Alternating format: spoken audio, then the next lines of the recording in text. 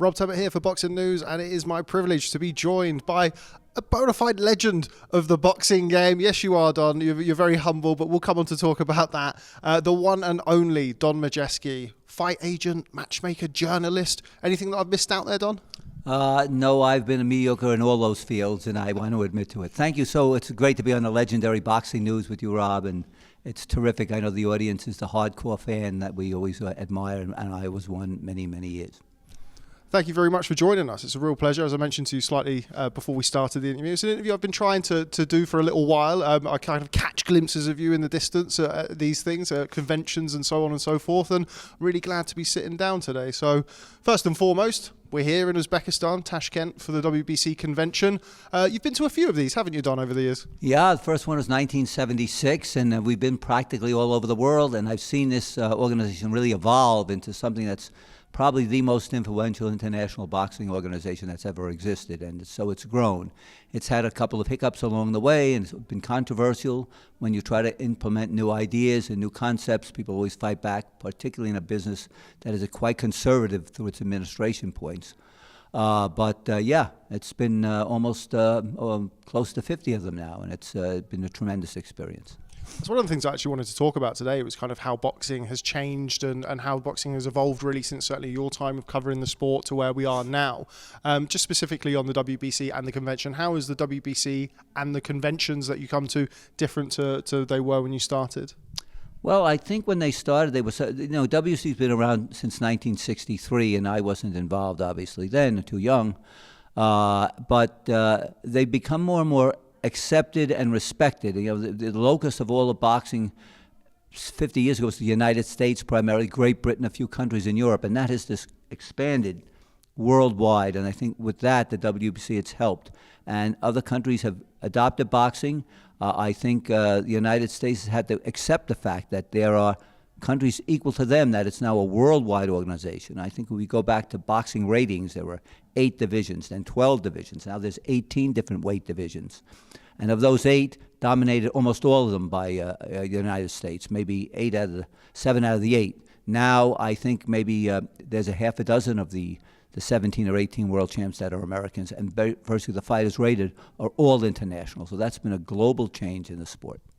Your role, as far as I can see at some of the events that I've been to, certainly some of the conventions, is to lobby for fighters. Now, one of the things that we've done over the last couple of WBC conventions is tried to give fans a bit of an insight as to what that is. You know, people kind of through their, just not knowing what's going on, kind of assume that the ratings fall into place and things are kind of just set in stone by Mauricio and he kind of puts it down.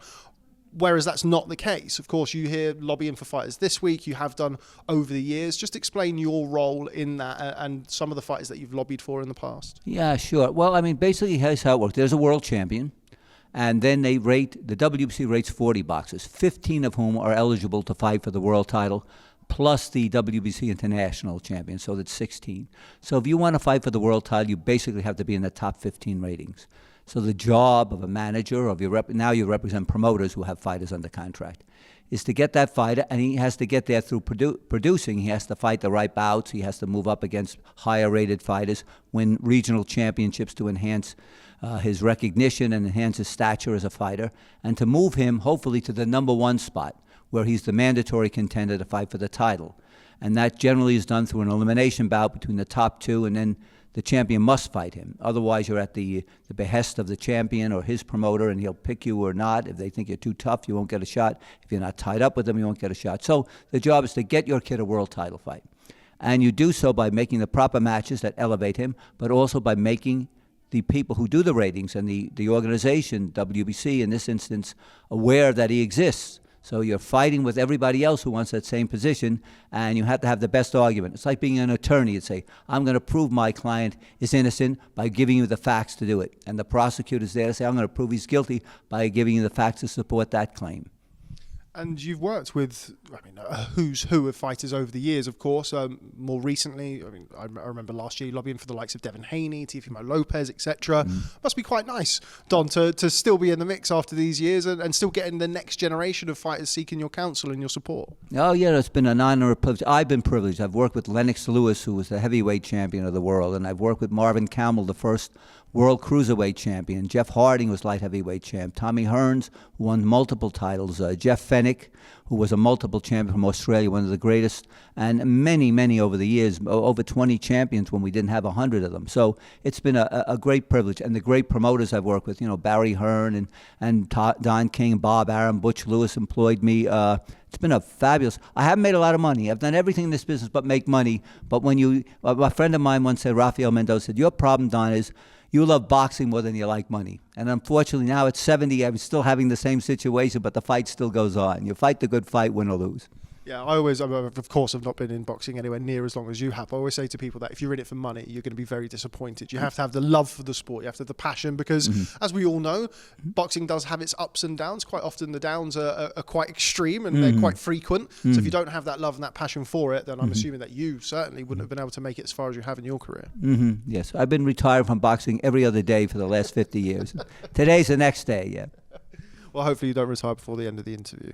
One of the points that I wanted to discuss with you, I was on the call, I think it was 3 years ago, maybe slightly longer now, when you put forth the suggestion for the Bridgerweight title, the Bridgerweight division, which of course has caused some consternation this week with Mauricio and BoxRec. People are going to have their own opinions on that. But just explain, if you can, the reasoning behind it and where you see Bridgerweight at the minute in the current sporting landscape. Yeah. Well, look, I had said at the beginning of this conversation, we started out with basically 8 traditional titles. That comes from 1909, a national sporting club in Britain. Then it was refined in 1920. The New York Athletic Commission opened up the door to have provisional titles. They had junior lightweight, junior featherweight that, and I'm going to speak in pounds here, not pounds that you spend, but pounds in terms of your weight, at 122, and then there was junior lightweight at 130 and junior welterweight 140. But because of the fact on the semantics, they called it a junior title rather than giving it its own autonomous name, people didn't take it seriously. It took a long time to catch on. But we noticed more and more people were getting involved with boxing and needed more opportunities. The gap between those weight classes was too much. And there was no place where it grew more exponentially than in the heaviest weight class, which we call the heavyweight division. And that was originally defined at anything above, middleweight, which is 160 pounds.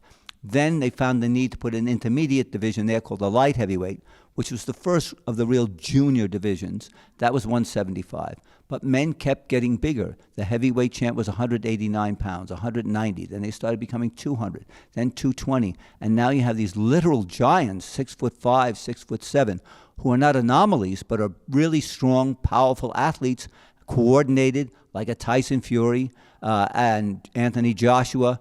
And Lennox Lewis was among the first of those. So they were growing multiple pounds over the next weight class. So they created the cruiserweight title, which started at 190 pounds.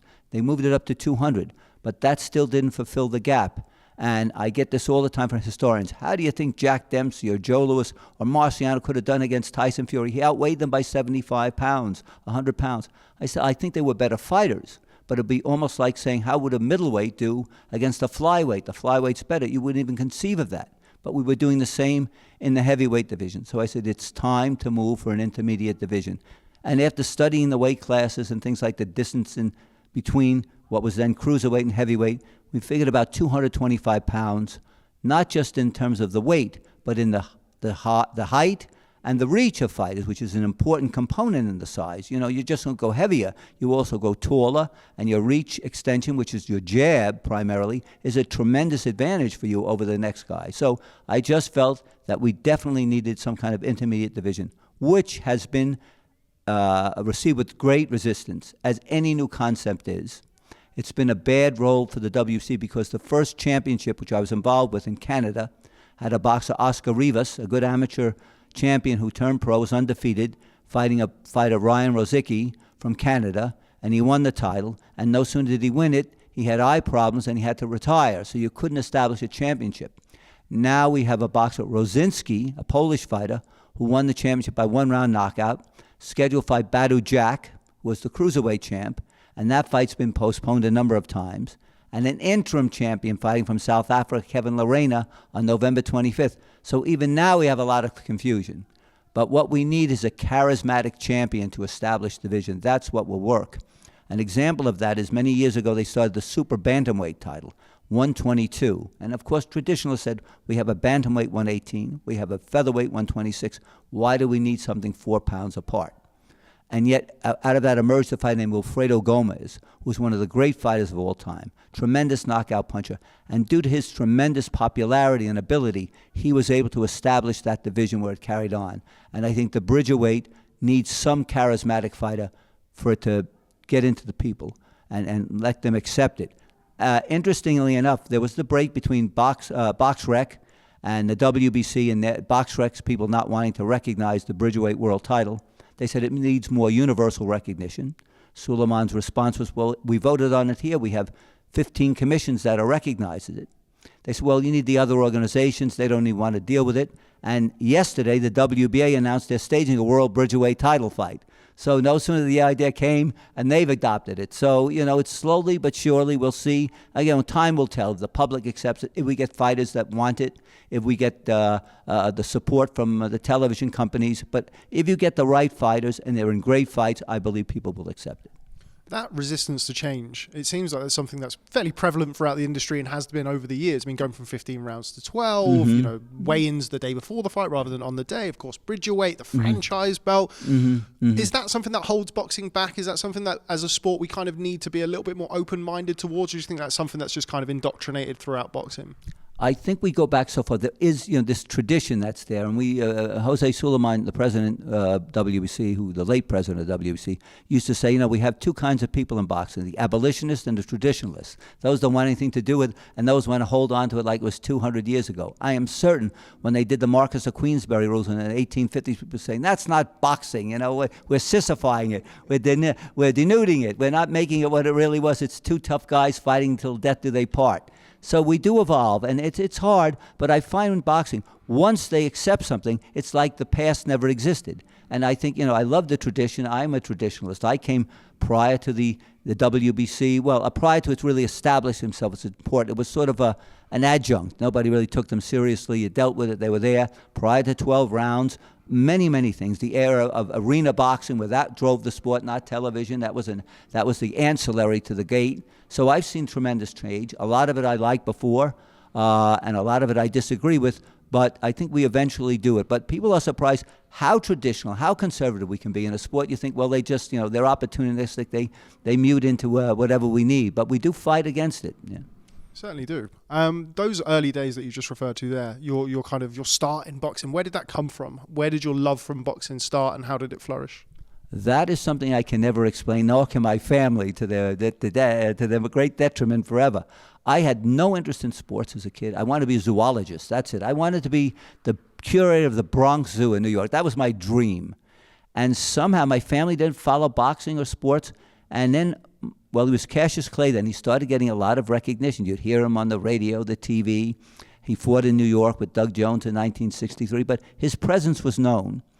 And he fought Sonny Liston in 1964, and I remember going into my mom's room and turning on the clock radio and listening to that fight be broadcast. And then there was a documentary on Joe Louis on television in New York, and the guy who was the moderator was a fellow named Sonny Fox, and he used to host a child's program called Wonderama on Sundays. They had magic acts and cartoons. And I saw him, I said, it must be for kids. And this is Joe Louis and Max Schmeling being interviewed, knew not who they were. And then eventually, we'd go to the movies. And in the movies, you'd go to see a film in those days, and you have a cartoon and a trailer, and then they would show like a film clip of the big fight. Let's say it was Patterson and Liston, or the Clay Liston, part of the show. So we got to watch that, because boxing was really part of the common culture then. And in 1966, they did the first home broadcast of a heavyweight title fight since 1957. They were, in those days, on closed circuit, which means you go to a movie theater and pay to see the fight. And it was Muhammad Ali and Henry Cooper from Britain on the Telstar satellite. And that was done in the afternoon of May of 66. And at night, we had a boxing match at Shea Stadium, the baseball park where the New York Mets played in Queens, Jose Torres and Wayne Thornton. And I insisted my mother, I wanted to go, but the law prohibited anybody under 14 going on their own. It's like going to a pornographic film. You have to have adult supervision to go to see this. So I insisted she took me there. There was a very small crowd, about 5,000. Torres beat Thornton. And from that on, I was hooked. We had regular boxing club shows in New York. There was a place called the National Maritime Union Hall that ran every Friday night on 14th Street. I went to that every Friday. I was in high school, got involved with boxing, and then I started writing letters to the matchmaker of the Madison Square Garden, Teddy Brenner, and saying, well, you have too many heavyweights. I want flyweights and bantamweights and featherweights. And then I met a group of guys at a fight. The guy's name was Malcolm Flash Gordon. Johnny Bosdell, he became Johnny Boz. He was an agent for many years for Mickey Duff. And a guy, Jack Obermeyer, I think he did stuff for Boxing News and all the publications. And I'm sitting in the back, and I hear them talking, well, I don't have flyweights and well, this is the music to my ear. And I nudged over, we started talking. They said, sit with us, and we were talking, critiquing these fights. And then afterwards, this Malcolm Gordon, who was a Jewish fellow from New York, he had an offset press in his one-room apartment, and he would print out a boxing program, tonight's boxing program. They would write it, they would go to the weigh and get the weights, and they would sell it outside of the Madison Square Garden for 35 cents. And he said, look, why don't you work for me? Work for me, big industrialist. And he said, you get 15 cents on every program. Well, you'd sell 300 programs a night, and in those days you'd have enough to buy a ticket in the cheap seats, get a hot dog and a Coke, and have subway fare home. It was like being in heaven. And you could write an article, not worried about grammar, syntax, spelling, vocabulary, and say anything you want. And we do that like every week almost, and that sort of hooked me, and then started going and met everybody in boxing. By osmosis, got involved, and that's how it started.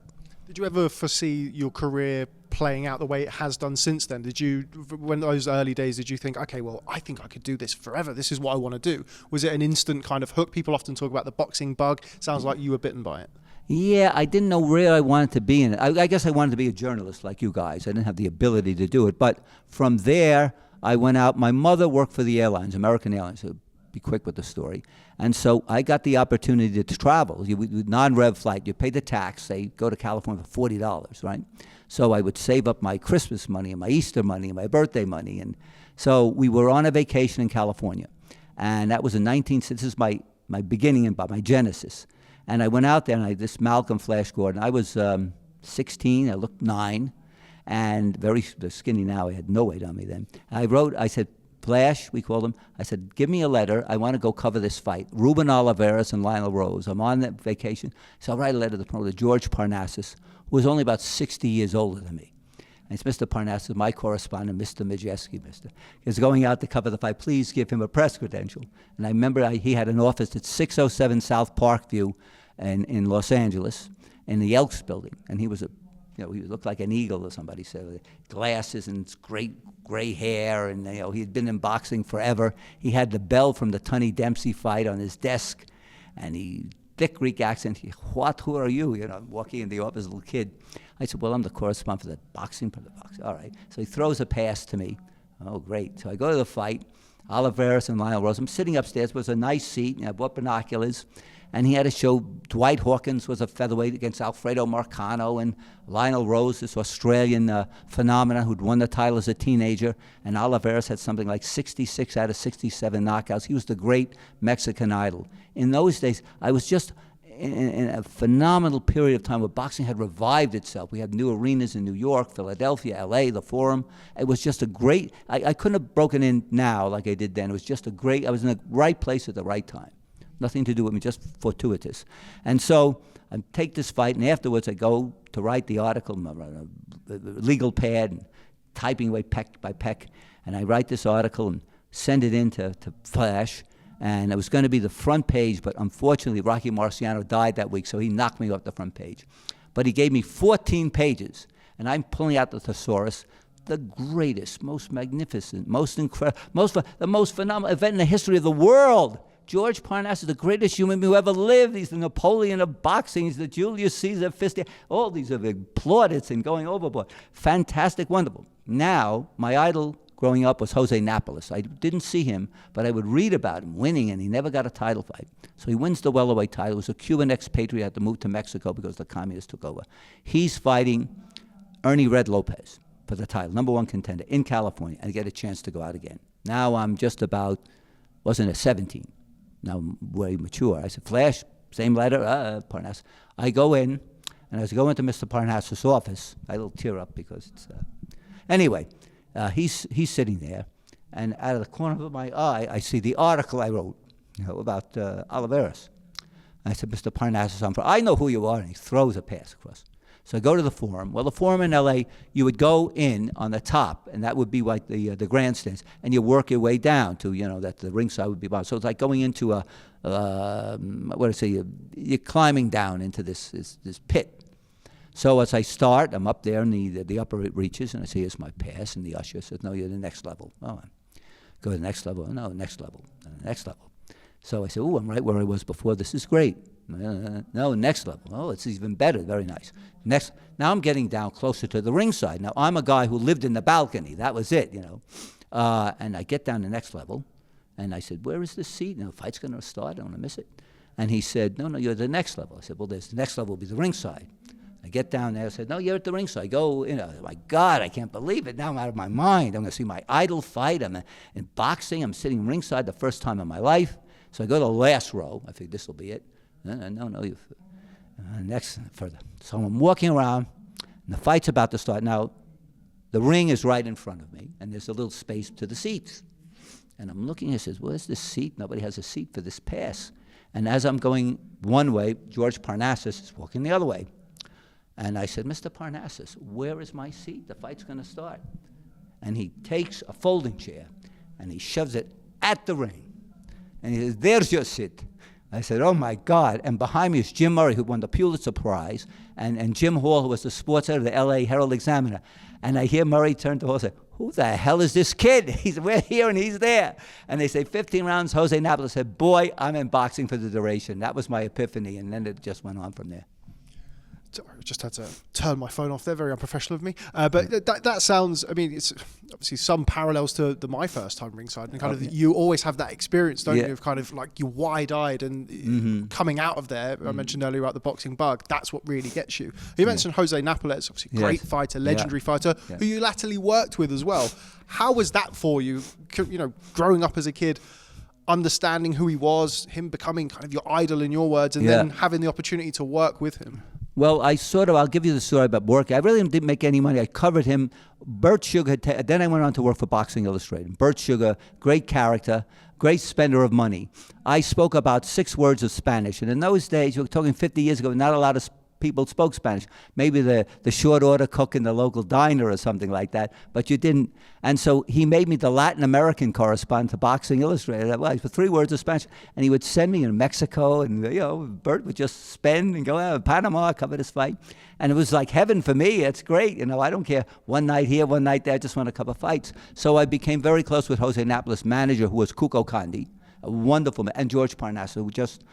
I didn't want to know the business. I wanted to be a correspondent, and they treated me like a reporter. I just loved the boxing, no thought of the business, but they were just so encouraging. Everybody at that time, you see, not a lot of young people getting into boxing, so they didn't see you as a threat. They just saw you. Let's encourage him. We need fresh blood, and so we were there. As a tradition, I love New York, and every welterweight champion in history at that time had fought in New York, except for Jose Napales.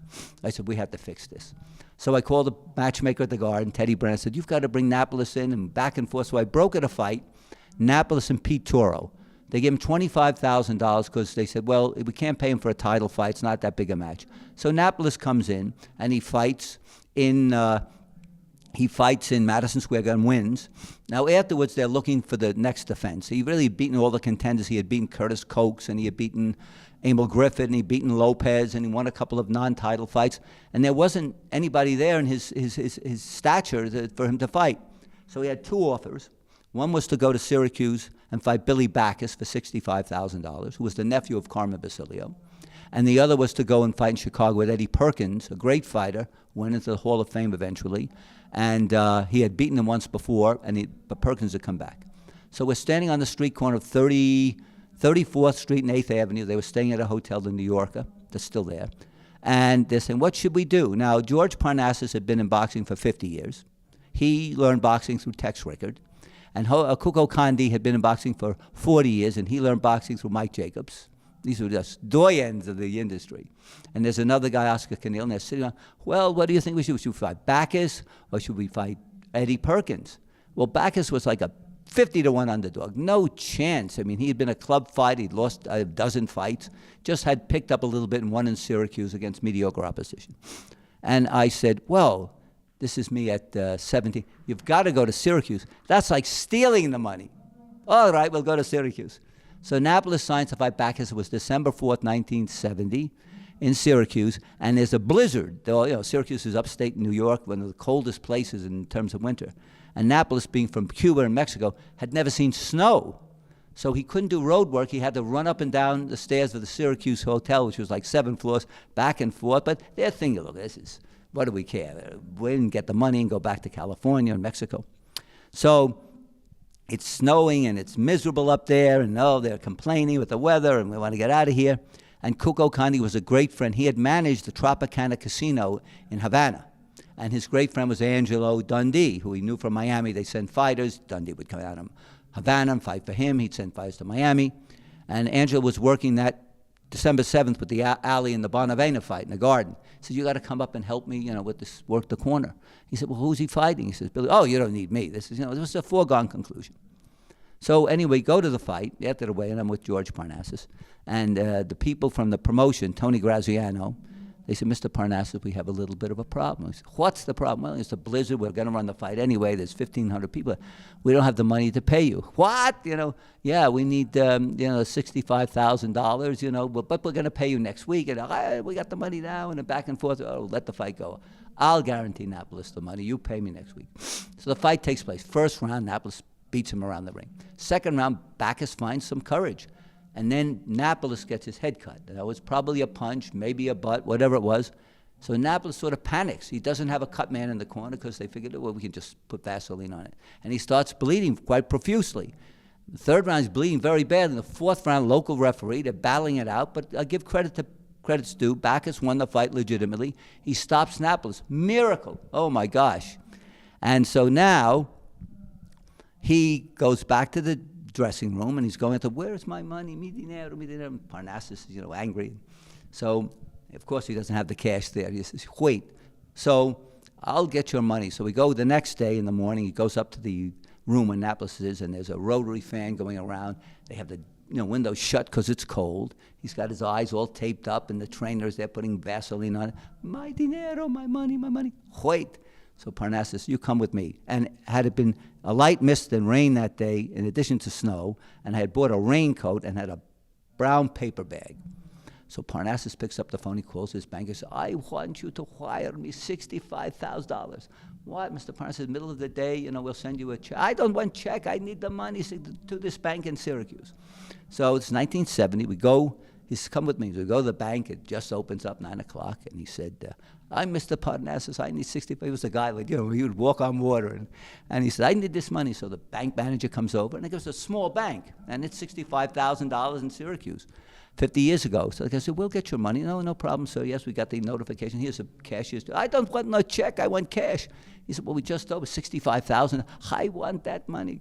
So they're going over. Now I'm 18. I've never seen money like that. And they were sitting in the bank, and there's a clerk. He's counting hundreds. And it's about 45,000, 50s, 20s, 20s, and it's a pile of money. And the banker says to Mr. Parnassus, he says, well, we'll put it in your briefcase, and, we'll wrap. I don't have no damn briefcase. Well, where do you want us to put the money? He said, put it in there. He grabs the paper bag from me. He shoves the money in the paper bag. We walk up to the hotel, go up to the 7th floor where Naples was. And he says, here is your money. And he takes the paper bag, throws it. As he throws it, it hits the rotary fan. And the bag breaks. The money is all over the room, and the fight is picking it up in dollars and 50s and 20s. There's your money. In 6 months, you'll have your title back. So, and then as we leave there, and Parnassus said, remind me never to ask you for any more advice. I said, okay. Now we go back in January, another blizzard, to get the rematch clause. He had a rematch that if he wins, you give me $65,000. I'll give you 65 to go to California. But they were, in the meantime, said, we're not going back to fight Naples. We won, and we're like winning the lottery. So they did everything to try to break out of the fight. But Parnassus had been savvy. He actually really created the WBC, more or less. It's his concept, and said the WBA used to have votes by states, and one state was equal to one country. Where the WBC now is, continental federations with fairer. And as the world was changing, it was not a United States-dominated business any longer. It was an international business. So he called them and said, you can't let Bacchus fight anybody else. No, if he does, we'll strip him of the title. WBA president, you can't let, oh, don't worry. Then we go to New York, and New York says he's got to honor the rematch. So they were blocked in, they had to do it. So we're going out there, and Parnassus says to me, I don't want to talk to this Graziano. You talk. I said, I don't even know the guy. He said, you talk to him, give him contract $65,000. So we go out at a restaurant, Graziano's, which is right where the Hall of Fame in boxing, ironically, is today. So we go there, and he said, it's snowing, get on a highway, go from Syracuse to Canastota. Graziano's sitting in the kitchen. He didn't want to talk to Parnassus. Parnassus didn't want to talk to him. Go in and tell this guy, sign this contract. And he says, no, I want more money. He says, I want $100,000. What? He says, that bastard, go back, tell him 75. No, I won't take it for less. Go back and tell him 80. Back and forth and back and finally he says, look, I'll take $95,000, not a penny less, and the closed circuit rights to Syracuse. Go up, Mr. Parnassus. He said, I don't give a damn about the $95,000. But the closed circuit rights to Syracuse, give him the rights. And we leave. I said, you could have gone to court and a lawyer. I said, why didn't you tell him no? He says, Don, I give my word to Napales. And you got to know in this business, you give your word. I thank God he didn't ask me for $1 million, because if he had wanted it, I'd have to give that to him too. Let's go. I don't want to see that son of a bitch again until we finish this fight. So we go back, California, 6 months later to the day, Napales fights Bacchus, and 3 days before, Graziano was coming out, and Parnassus said to me, have you got your passport? I said, my what? Your passport. I used to carry a passport because I don't drive a car, and that was my ID. I carry it now. So I said, yeah, why? He says, we're going to Japan. I said, what? He said, we go to Japan, there's a fight there. Kuniaki, Shibata, Raul Cruz, I want to offer the fight $100,000 to fight Oliveras. Mr. Parnassus, I'm not prepared. Just get on the plane. So we go to Japan. I was unbelievable. We come back. I said, what is this? I don't want to see that goddamn Graziano to the day of the fight, and it's over with. Come back. The weigh-in was the day of the show. He's not going. Doesn't want to see Graziano. Fight comes off 6 months to the day. Napales wins the title back. He says, I gave you goddamn money, and there's your title. I keep my word. I said, people like that, you can't invent them. So that was a guy that I idolized, and I said, if I can have a character like that, I'll be successful, whether I make money or not. You've mentioned something there that I really wanted to talk to you about in this interview as well, which is having your word in boxing. Boxing has given me, and I'm sure it's given you, some of the best times of my life, and I've met some extraordinary people in this industry, both good and bad. Yeah. Keeping your word in boxing, keeping your integrity in boxing, which is something that you've managed to do over decades and decades in the sport. How important is that? How difficult is that to do in this industry? Well, I guess it's easy if you have character. You just tell the truth. We've seen where we now have 65-page contracts where this guy would do a handshake and they'd write the terms down literally on an envelope or a napkin. I've seen that, and I've dealt with people like Mickey Duff and people like Barry Hearn, people like Parnassus, Brenner, Harry Markson from Madison Square Garden. Old school people, these were not guys who went to Harvard School of Business or Wharton School. They came up through the streets. Some of them were well educated, and all of them highly, highly intelligent. They could have gone into another field and been successful. But you live by a sort of a code, I guess, that we grew up with, or they grew up with. And, it wasn't just the contract that enforced it. It was your word, and that was so important to them. Today it's changed so much because you have people coming from different fields. They start looking for the loophole before they sign the contract. I find it a lot, the business, it has changed a great deal. Not saying there always had scoundrels in this industry. It just lends itself to that. It's we don't have any, there's no moral code. Anybody can get in. Bill Daly, a great manager, once said to me, the only crime in boxing is not making money. But still, they had a way to make the money. They made the money, but they kept their word, I guess, if they did. So it has changed a lot. It's become much more formalized, I would say. One of the promoters that you worked with, you mentioned earlier on, Don King. Oh, yes. Lots of legendary stories about him, both good and bad, of course. Yeah. What was it like working with Don? When I first met him, he walked into Teddy Brenner's office. I would hang around there. This is what I was doing for my life. And he walks in behind another legendary guy, Don Elbaum. And Don Elbaum is a promoter who, he's still alive. He's 93 years of age. It's amazing. Something must have happened in the stars that year because Jose Suleiman, Don King, Don Elbaum, Bob Arum were all born the same year. They're all 92 years. Well, Suleiman passed away first, but the others are living. So there's Don Elbaum walking in, and in tow is Don King, this big guy, and he's spouting Shakespeare and quoting Themistocles and Aeschylus and all these other things. He must have gone through that thesaurus or the Bartlett's book of quotations. But well-read guy from prison, the great story, and he emerged from that, became a bookmaker, got into boxing. Well, Elbon sort of found Don as a temporary investor in one of his promotions, and they don't last long because they lose money and then move on. But Don got the bug. He had Ernie Shavers, and from there was a manager named Patty Flood, who I was friendly with. He got friendly with King, and he got me a job working for Don as the matchmaker. And when I first met him, I'll tell you, he was full of enthusiasm and 100% idealistic. Making money was fine. He was a good money maker, but he broke in by overpaying fighters, like most of these guys, like the Al Heyman of this era, and getting them, made big fights and made the money to get them. And he then signed Ali, and we brought in Monzon, Galindez. He signed Roberto Duran. So it was I didn't notice. There was no larceny to him and no chicanery. But what happened, and I'm sure it happens to all of us, you get beaten down. Now a fighter runs off, signs a contract and doesn't honor it, gives you his word, a manager, and doesn't honor it. And then you sort of, I guess they wise up. But when I had first met him, he was like the greatest guy. To work now for Don, now I'm working for Don King. Wow, this is like over the moon. A phenomenal character. He's one of the great. I have said Bob Aaron's the greatest boxing promoter of all time, and Don King's the greatest promoter of boxing of all time. When he walks in anywhere, the first thing that people notice him and they say boxing. And even at 92, he just put on a cruiserweight title fight, and there was he's crazy. He's losing money. It's going to cost him $300,000. But it was explained to me by a fellow, because sometimes you need somebody to see the forest for the trees. He wants to be back in the big time. He needs a world champ. So he lost $300,000. But for Don King, now he's a player again. Just like that. Not scrimping around to try to get him number 15 or 14 in the ratings like I do. Just, this is what I need to put on a title fight. Win or lose, I'm doing it. And he's got a champ. So that's a real promoter. Don King, of course, looked after Muhammad Ali for a period of time, put on some of the biggest fights and the biggest cards latterly, certainly, that we've seen in the sport. Mm-hmm. Ali, what was it like to be around boxing when he was really in his pomp, really at his heyday? What was it like to cover the sport at that time? I mean, it was amazing. As I said, the first fight I saw on television was Ali and Cooper, and then fortunately, then they came back with Ali and Brian London, and then Ali fought on closed circuit with Cleveland Williams, and then I went to the Madison Square Garden in March of '67 to see him defend the title against Zora Foley, who was a great contender, and Ali stopped him in, I believe, about the 7th round.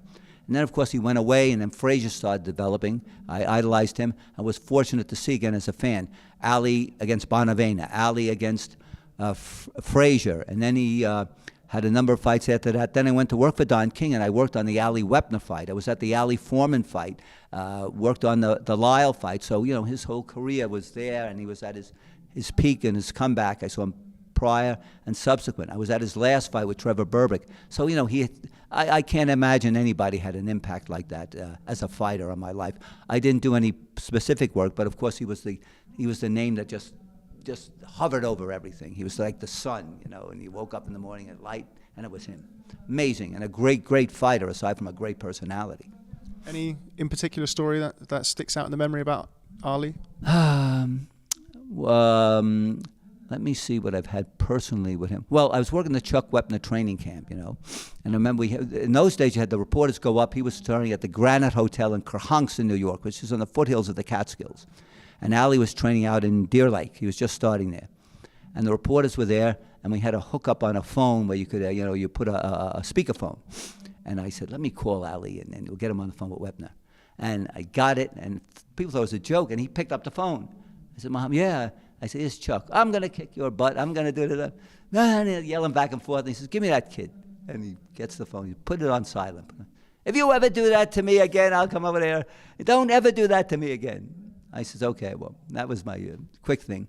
I was in the training camp one time for doing a story for Boxing Illustrated. And I had left my notepad in Deer Lake where he had a gym. And he was sitting with sparring partners, and they were playing music, and I sort of went back in to get my notepad, sort of tiptoed in, and they were on the other side of the partition. They didn't see me. And they're talking, and one of the sparring partners said to him, Ali, Elvis Presley song came on the radio. He said, who had more women, you or Elvis? And Ali said, well, he had more white women. He got out, and that was the end of that. But I had met him, he came to a party once. We had WBC 20th anniversary.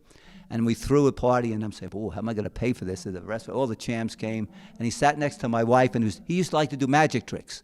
And he was doing card tricks, and he pulled a flower out of his thing, and it was funny.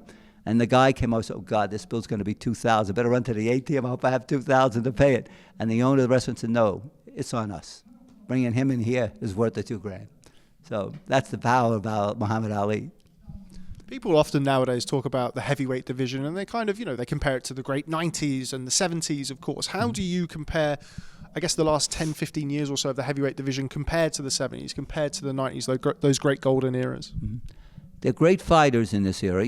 Wilder's a great puncher. Joshua was an outstanding fighter and attraction. Tyson Fury's unique talent. The difference is everybody fought everybody else in those days. Muhammad Ali boxed Joe Frazier 3 times, and he fought Quarry twice. He fought Chuvalo twice. He just went through the division. Joe Frazier fought Quarry and Foster and Ellis, and one guy would lose, one guy would win. They'd come back and fight. You fought your way to the top. Now the great fights are few and far between. I'll give you an example. We're talking now, hopefully, we get Tyson Fury against Usyk, the unification fight, which will be taking place, I hope, in February. Years and years of discussion on this fight. In 1970, Frazier had won the New York version of the title. Jimmy Ellis was the WBA champ. Ali was basically in exile because of the draft situation, waiting to see a ruling from the Supreme Court whether he would go to jail or not. He was on appeal. Frazier unifies the title in March of 1970. In October of 1970, Ali comes back and he beats the #1 contender, Jerry Quarry. In November of 1970, Frazier knocks out one of the great light heavyweights of all time, Bob Foster. Right? December of 1970, 2 months after he beats Quarry, he fights the next #1, Oscar Bonavena, and stops him, the only man ever to do it. 90 days later, he fights Joe Frazier for the title. In one of the greatest fights in history, one of the greatest events I've ever known, the greatest event I've ever known in boxing. Within 4 months, he's fighting Jimmy Ellis in the Astrodome in Houston. So you went from Ali coming back in October to March. 6 months, you went through Ali Quarry, Ali Bonavena, Frazier Foster, and the Frazier-Ali fight. Impossible to have done that today. They would have held a fight in Yankee Stadium in June, but because they didn't know the Supreme Court was going to make a ruling, which was in April, they just rushed it through, and they fought. There weren't a year of negotiations. There weren't 2,000 pages of contracts. They knew they had to fight, and they fought. So that's what was different. You had a better gauge, was this a great fight or not? Because all the best fighters fought the best fighters. And that was great for the industry. Now, again, it takes a year to make a fight you would take a month to make in those days. When did it change? When did that not become the norm? There's certain flashpoints. 1970, I got again a little history of American boxing. So in 1964, there was a point in 1954, there were 6 boxing cards on national television in the United States a week. Monday through Saturday, there was a boxing show, prime time, the 9 to 11. It was so much a part of the culture. By 1964, a decade later, there was 1, and then it stopped. And what had happened in those days, I came in that late 60s, there was a revival. So you couldn't see fights on TV. They would syndicate. You'd call and buy time, which doesn't happen today. But you had a generation of people who had been watching boxing in the 60s on TV. But if you were 50 years old or 40, or like myself, 60, 70, your tradition of watching boxing came in you had to go to an arena. If you were 20 years old, 19, you had to go to an arena to see that. You had seen Jack Dempsey, you had seen Harry Greb. You couldn't watch it on TV. You could listen to it on the radio, but that wasn't the same. So you had a generation of people in the 60s who still were used to going out. So within a year or two, boxing had come back. It's come back in California. Madison Square Garden, 1967. I'll give you an example. You had Ali defend the heavyweight title. This is in one arena, against Foley. You had Frazier beat Chuvalo, the #1 and 2 contenders. You had a light heavyweight title fight with Dick Tiger and Jose Torres. You had a middleweight title fight with Griffith and Joey Archer, Griffith and Nino Benvenuti. Then you had a fight in the baseball park, Griffith and Benvenuti. You had a fight in the baseball park for the lightweight title, Carlos Ortiz and Ishmael Laguna. And you had a welterweight non-title fight between Curtis Coates and the #1 contender, Gypsy Joe Harris. So you had a heavyweight, light heavyweight, middleweight, welterweight, light, all 5 world champions, 1 champ, all 5 Hall of Famers, boxing in one arena the same year. This is when 3 years of the end of television. The Forum opens up, in the late 60s in LA, competition to the Olympic Auditorium in California. They were running every week. The Forum starts running these mega shows with Oliveras and Napales and Pimentel and drawing 18,000. The Garden's running with Frazier. Philadelphia opens up, and they start with these fighters like Benny Briscoe and George Benton drawing 10,000. So there was really a revival of boxing. And it goes along, and in 1976, the American Olympic team starts. And they come out with a phenomenal team. You have John Tate, you have Leon Spinks win the gold medal, Michael Spinks win the gold medal, Howard Davis win the gold medal, and Sugar Ray Leonard win the gold medal. And after that, the networks come back to TV. And the networks come back to TV. ABC signs Sugar Ray Leonard, CBS signs Howard Davis, the Spinks make a deal with an emerging HBO is starting to come out. But the difference between the 1970s in boxing and the 50s, in the 50s, the Garden controlled the TV. So like we have in American football, the contract was, if we sell out, you can come, we control the product. I'm syndicating, let's say. The arena is the most important thing to me, the live gate. So if I sell out, I'll open up the TV market. If I don't, you have to come to the arena or you have to drive 50 miles to the next outlet to watch it on TV. So people would come to the arena. When the networks came in, they didn't do that. And what happened at the same time is you had casinos come in, subsidizing fights. So if I were renting an arena in New York to draw a $100,000 gate, my overhead would be $50,000. A casino in New Jersey would say, we'll give you the building for free. We'll give you 50 hotel rooms for free. Your gate might be $20,000, but you have no overhead. So they created a generation of promoters would sign fighters for their TV rights, and they would put fights in casinos rather than the big arenas. So Ray Leonard is fighting in casinos, and Leon Spinks, Michael Spinks never fought Madison Square Garden. This whole generation now is not fighting in the big arenas, in the big cities, the major league cities. They're starting to suffer. Vegas is taking away the Mexican fighters from California, and the other ethnic fighters, Atlantic City is taking them away from Philadelphia and New York, the big hubs of boxing. So we go along with this, and in 1984, there was the crucial change. This is when I think you had in LA about 10 American Olympians, because the Russians and Cubans had boycotted. And you come out with Holyfield, Whitaker, Taylor, and I use this as a metaphor. They all turned pro in Madison Square Garden. The tickets are free on NBC prime time. Great idea. The difference was that none of them were under contract to Madison Square Garden. From the Olympic team in 76, all of those guys who fought for the title, Howard Davis, he lost, he fought Jim Watt the first time in Scotland, and Leonard won, Spinks won, Leon won, they were all undefeated. To be undefeated before them was a unique fluke. Marky Marciano and Ali, 100-1 that they were undefeated, and Frazier, Foreman. Now everyone is undefeated. And by 1984, you have 10 Olympians, everyone fought for the title, everyone was undefeated. It wasn't by accident of their ability, or it was by design that you didn't want to fight competitive fights on the way up. You didn't do that till you were champ.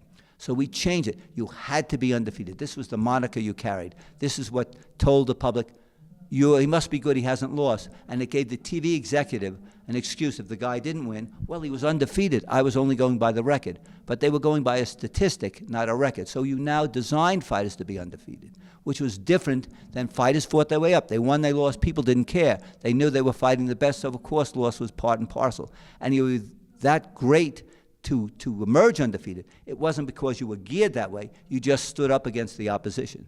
So that's changed. We manufacture records to get a guy to the title, and they take no risk till he gets it, because the risk reward is so great as champion. You can't make that. Fighters were making as much money not being champ in those days as some of the guys were making titles. It was all tied into your marquee value.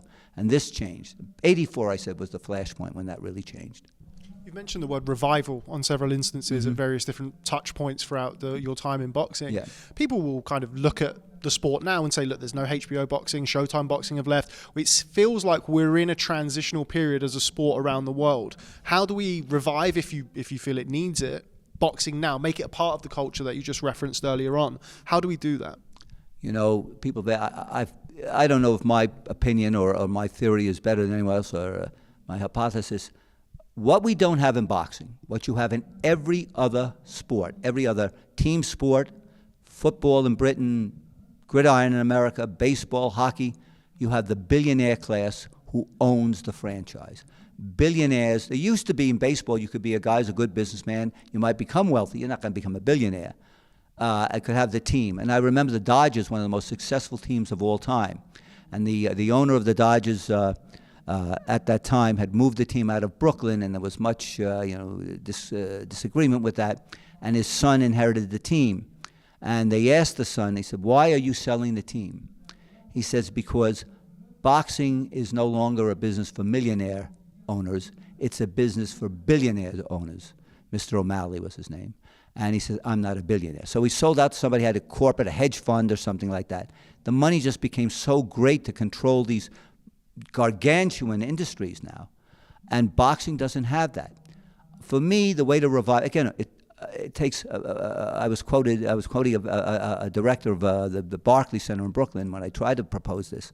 And his answer was, it takes a lot of time, it takes a lot of work, it takes a lot of money. That's true.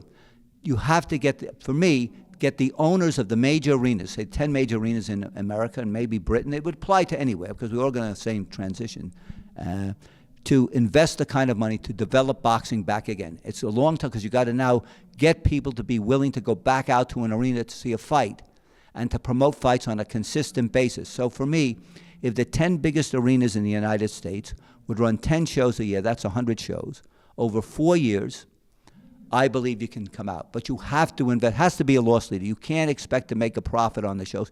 You may not make it for 2 or 3 years. But to me, that's the way to do it. You have to have the investor who's willing to lose to create the product again and to bring boxing back to the major leagues.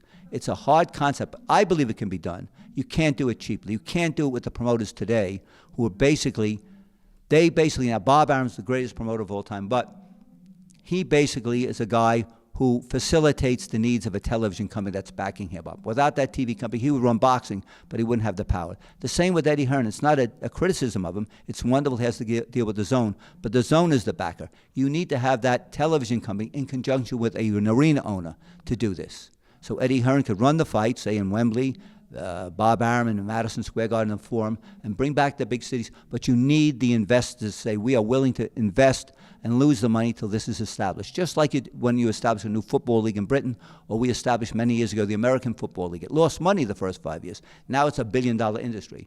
It can be done, but again, a lot of time, a lot of work, and a lot of money. Time, particularly nowadays in this kind of instant world that we live in, everybody wants something now. They want it as soon as possible, whether it's information, whether it's food, whatever. You want it immediately, right? How do we kind of slow that down? It feels like for me, politically, certainly in my period in boxing, which is a fraction of yours, that politically, and it's more fractured than it's ever been. Promoters are less likely to work together than they certainly have been in my time in the sport. How do we get around that? Is it just a case of somebody? I mean, we've seen with this show in Saudi Arabia on December the 23rd, we've got various different promoters who ordinarily would not entertain working with each other, but there is Saudi riches on the table. Is that how we make it happen? Well, maybe something to that degree. I say many of the guys who call themselves ostensibly managers, you know, they get a percent, they build their fighter, but to make the big money, they have to ally themselves with Eddie Hearn, or they have to ally themselves with Bob Arum, or PBC, which is the Al Heyman organization, because they don't have access to TV. As you had said in the beginning, we don't have, in America anyway, ABC, CBS, NBC, we don't have HBO, we don't have Showtime, we don't have Showbox, which is important for the club fighter. So how do you get the exposure? You're like a farm team that has to build it up for 1 or 2 promoters have the TV. So I agree. So what are we going? Running off to Saudi Arabia, where they have enough to say, forget about your differences, we'll overpay you enough that you can forget them. But you could do that in the States if the arenas got behind and say, just supply us your fighter. We don't care who wins or loses. And if the fighter loses, we'll bring him back. The big fear is, I lose, I won't have a fight for a year. But if you're consistently running, you control the market. You don't have to tell a television executive, give me a date for the fighter, because I have dates. I have them at the arena, and we'll build our own television market. Yeah, you can't make fights, because what happens now is all of Bob Arum's fighters are not just under contract to Top Rank. They are under contract to ESPN. All of Eddie Hearn's fights are not just under contract to Eddie Hearn, they're under contract to the Zone. So while Eddie Hearn might say, I'll give you a fighter, the Zone will say, we invested hundreds or millions into this fighter. We're not letting him fight off television for Don Majeski in a show in Montreal or Philadelphia, and he could lose, and that damages our product. They have a big hold on him. So that's a difficulty. So it's a long-term process. That's what I say. I can't make matches without TV. I said, all right, I have no TV. I'll match fighters with good rated fighters. I don't have access to those fighters because what they get from the TV money is so disproportionate. Even though I draw a big gate to what I can pay them, they're not willing to take the risk. as I said, unless they have a thing in Saudi Arabia where everybody's making so much profit, it doesn't matter. So we have to sort of transfer that, not to be subsidized where people are going to lose. Now you have a situation to make that kind of money, somebody has to lose money. So the Saudis are subsidizing, not for profit, but for whatever motivation. We have to turn that into a situation where you can do it and still make a profit. From when I speak to kind of, I guess, the casual, not even boxing fans, but casual sports fans, friends of mine who will watch football, will watch other sports, but don't really watch boxing, I ask them why. Because it's, to me, the greatest thing in the world. I can't quite understand it. The three things that they tend to throw at me, which is one we've already discussed, which is matching the fighters, the best fighting the best. 2, too many belts. And 3, performance-enhancing drugs. How do we combat certainly those last 2? Well, the performance, that all comes to enforcement. Make the punishment to fit the crime. You can't say, hey, we found you that you use performance-enhancing drugs, you use steroids, and you're going to get a 30-day suspension. You're going to get a 6-month suspension for a fighter who fights twice a year. A Canelo, I'm not saying he does, but a fighter of that level makes $30 million a fight.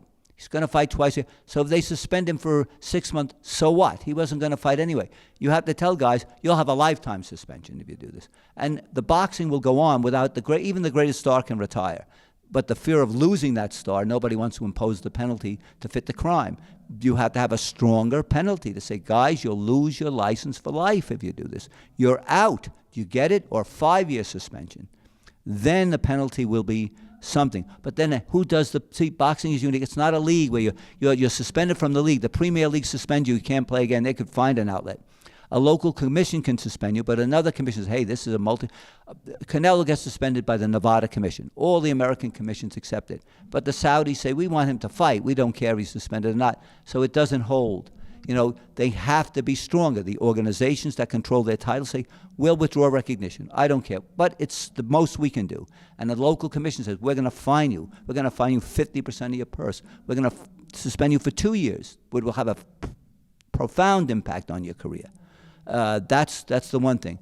With the multiple belts, we also are in an organization, and I've been not a historian in terms of, Arnold Toynbee, but in the boxing sense, yes, we went through an era. You always had disputes in titles, but we did have a consistency. One champ, the man who beat the man is the champ, or the woman who beat the woman. Now we're in an era called the organizational championships, And most of this is fueled because fighters and promoters want them. And they want them because they're not fighting the fights that could draw without being champion. Most of these fights I've talked about, Frazier and Chavallo, Ali, they weren't title fights, but they were fights the public wanted to see. Now a guy says, well, I'm not fighting the fight they want me to see, but I'll get a title and then it'll enhance my value.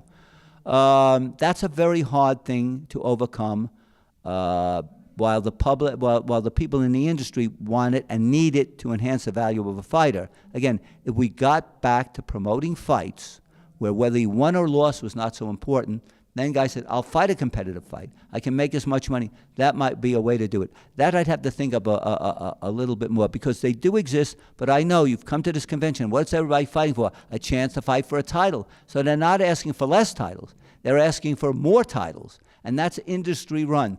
We have to change the industry where you can run fights and they can draw without a world championship. Not diminishing. That even makes the world title even more important once you go for that. And in my era, you could do and go to fights that drew 10, 12, 15, 18,000 people without a world title. Now, to draw any money, you need some kind of a title to get the people to come out. But they have to, again, be reprogrammed to see good fights. And that's what we're not doing. Yeah. One of the things that I've certainly discussed many, many times over a period of time is, it's kind of fantasy, or maybe it's not, of having an overseeing governing body, something that governs the sport, like they do in the NFL, like in FIFA. All of the problems it has, it's still there. It's still something that can govern a global sport, as boxing is. Is that unrealistic to expect that to happen in a sport like boxing that is so fractured, that has so many different pockets of people trying to make their own way in the sport? Well, that was the basic idea. The WBA, which came from the National Boxing Association, was an American association in 1920. That came out of the fact that New York had all the control over the major fights. It had the big arenas, the Yankee Stadium, the Polo Grounds, Madison Square Garden. And they said, well, places like Indiana and Ohio are not getting their just due. And eventually it evolved into the WBA. And the WBA evolved into the WBC and into the IBF and WBO. But they were initially organization of boxing commissions. The WBC, when it started, was the British Boxing Board of Control, the Japanese Boxing Commission, A number of the Nevada Commission, New York had a prohibition, or they said they did, but they didn't. California Commission. It was bona fide, legitimate commissions. And that has sort of devolved. We passed a situation where, like the Association of Boxing Commissions in the United States, no U.S. commission belongs to any organization. They'll work with them, but they don't. So it's lost its plot. The original plot has changed. Now it's almost a privatized organization. So the attempt was made to do that. The problem you always run into, those with more power do not want to be dictated to with less power. Within the Association of Boxing Commissions, for example, in America, say there's 50 commissions. They all have a vote. But it's disproportionate. Vermont should not have the same voting power as California that has 200 shows. And Texas should not be having the same voting power as Wyoming, in theory. It has 3 shows.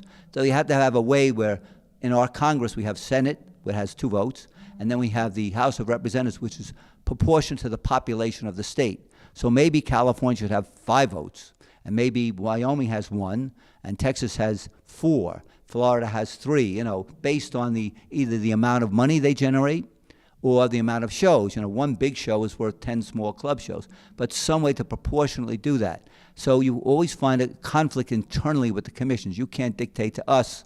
They're not willing. They're very reluctant to say, the British board does it this way, but the WC does it that way. Well, we're going to vote, and whatever the majority is, we're all going to do it this one way. So you have all this individual conflict with that. But that was the original concept to that.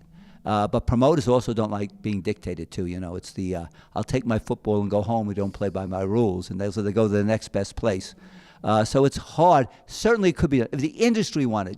When people say this is fractured, this is that, it's something that the industry wants from the inside out. If we didn't want it, it wouldn't exist, So they want this. They're pushing titles. They're pushing not so much of a restriction on the fighters, not punishment, because it hurts the business. And we'll say, no, we need regulation, but we need it to a degree that it does what I want it to do. One person I was really keen to talk to you about, some of my earliest memories of watching boxing on the television wasn't actually boxing. It was a man that you knew very well, Bert Sugar. I remember the fedora. I remember the cigar. Yeah. And I'd always wanted to meet him, which I very sadly wasn't able to because he passed away before I made my way in the sport. What was it like being around Bert? What type of character was he, and what did he give you? Oh, I mean, he was a phenomenal celebrity. He had so full of enthusiasm, but he was the world's worst businessman. If you could run a business on emotion, he'd be number one. But he created himself as a character. He came out of the advertising industry, which in and of itself is a lot of hullabaloo and hucksterism. And he gave me my first job, actually. Flash Gordon, again, who really was the first inspiration in my life. He was very independent. As I said, he had an offset machine, and he had a program, and he wrote whatever he wanted. Nobody could buy him.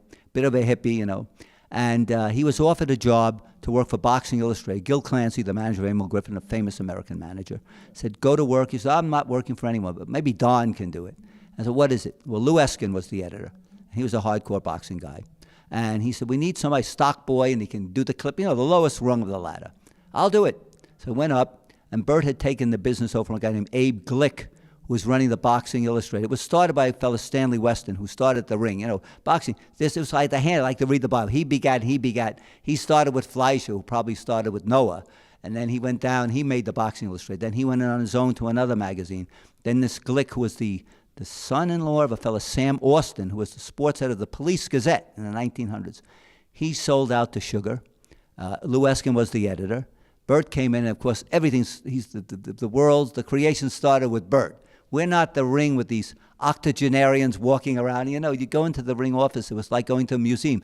80-year-old Nat Fleischer with his co-editor, 80-year-old Dan Daniel, with the cub reporter, 87-year-old Sam Taub, and you're going there 17, 18. It was unbelievable. These people older than my grandfather. Incredible.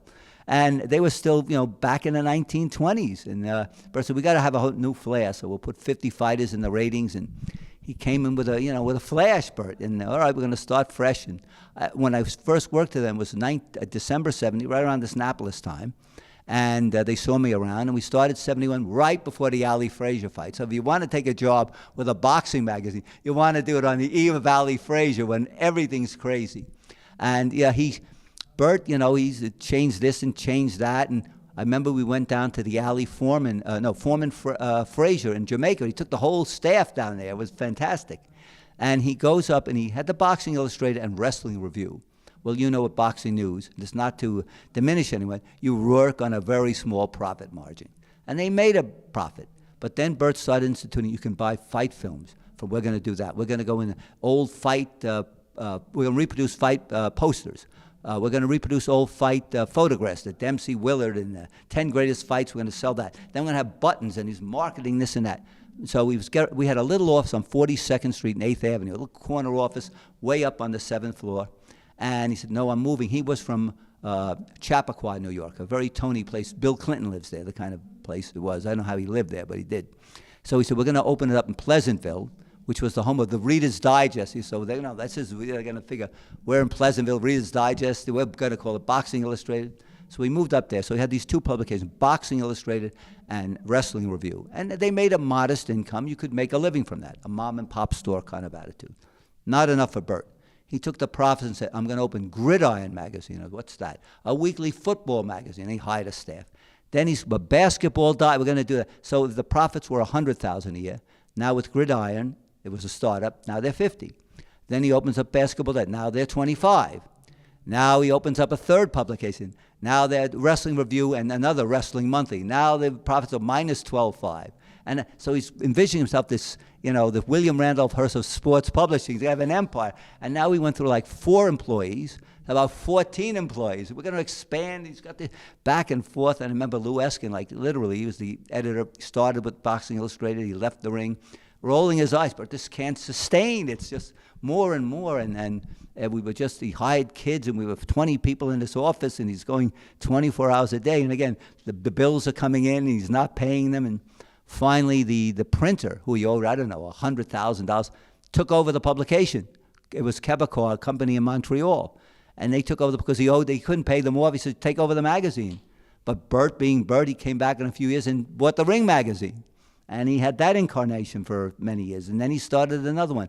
But a flamboyant, remarkable guy with the cigar and the hat, and a brilliant guy, well-versed in everything. He was intelligent. He was trained as a lawyer, and then he got the bug and got into this. And a terrific guy and a brilliant person, yeah. If you could go back and revisit one night, what would it be? Oh, Ali Frazier won. The greatest. I can't recall anything like that. The tension leading up to it. Again, I was young, impressionable. I was 19. No, I was 18. Yeah, I was 19, 18. And you heard about it. This was like distant thunder. The drums there, boom, boom, boom, boom. 1967. Ali and Foley, boom, boom, boom. Frazier beats Chavallo. He's going to fight Ali. Boom, boom, boom. You're waiting. Frazier and Ali. That would be an interesting fight. Ali doesn't fight for 3.5 years. Meanwhile, Frazier's establishing himself. He beats Mathis. He beats Ramos. He beats Bonavena. He beats Ellis. Ali's coming back. Boom, boom, boom. He fights Quarry. Frazier fights Forster. Ali fights. It just got bigger and bigger. Front page of Time magazine, the $5 million fights. I still remember a cartoon split in front of them, splitting them in two with a $5 million figure. Every newspaper, every television, it was your breath. It was just unbelievable. Like getting a ticket to the fight. I remember I paid $35 to sit up in the balcony. The ticket would have been worth to me $35 million. I didn't care, and it was just if you're a boxing fan. Again, this is the beginning of my life in boxing. Greatest event I've ever been to in boxing, and it was a wonderful fight. That's the thing. It lived up and even surpassed the expectations. Phenomenal night, yeah. If you could go back and talk to the 14, 15-year-old Don Majeski, what would you tell him? I said, don't ever get in boxing as a professional career. Final question I have is a bit of a selfish one, to be honest with you. I'm probably been in the sport just shy of 10 years, I think. And my plan, very much, Don, is to be in it for the next 40 or 50 years, just as you have done. Yeah. What advice would you give me?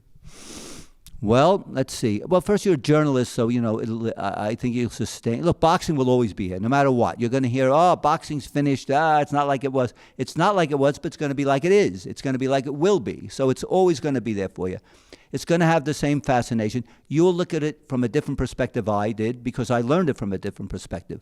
But hang in there. It is a wonderful life. It's an amazing life. Look, we're sitting here in Uzbekistan, a British fellow, 2 British guys, and an American sitting in a country I've never been in my life had it not been in boxing. So it's a great ride. Enjoy the ride, and, you'll be able to make a living. I don't know if you're going to be the richest man in the world, but if that's not your goal, but to enjoy life, you'll have a wonderful life. I've had a wonderful life, and regrets, I've had a few, but less regrets than I've had rewards. And when the day does come, Don, not to be morbid, where you're no longer with us, yes, what do you think people will say about Don Majeski? I don't know what they'll say if they remember me at all. I hope they remember being a decent... If they put on my tombstone, he was a nice guy, that's enough for me. Well, you've been a nice guy today, and it's been a real pleasure to sit down and finally do this interview. Don Majeski, one of the legends of the sport. I said it at the start, I'm going to say it again. Whether you disagree or agree is kind of by and by. Thanks very much for sitting down with Boxing News, and I really, really hope we do this again sometime soon. Thank you very much for having me.